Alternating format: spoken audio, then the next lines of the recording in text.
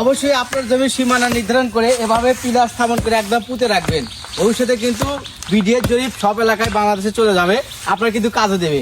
আজকে একটি দেখতেছেন 1 একর 12% জমি পরিমাপ করলাম আমরা, করে চারপাশে বাউন্ডারি নির্ধারণ করে দুই পক্ষে আছে এখানে সমঝোতা করে অ্যাকুরেট ভাবে নকশা অনুযায়ী বুঝিয়ে দিয়েছি। কখনো আমিনের থেকে দখল অনুযায়ী জমি বুঝে নেবেন না, নকশা অনুযায়ী কাগজ অনুযায়ী বুঝে নেবেন, জমি কিন্তু বুঝে পাবেন।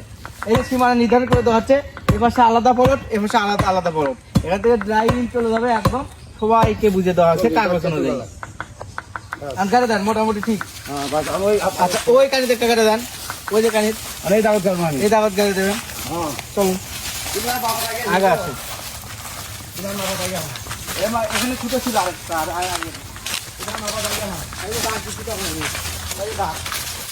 দাগ, এটা 1400 ইয়ে দাগ, এটা কর ফানে আলাদা হলো না, হলো না, হলো না, হলো না। ওই যে ওই যে দাগ তখন আছে, ওই যে ওই সত্যি রেডি হলো। এটা এতে পারেন আপনি, হাত দেখে না হয়, হাত পা দাও, এটা তুলে নিলাম। তুলে নেন। এটা গেল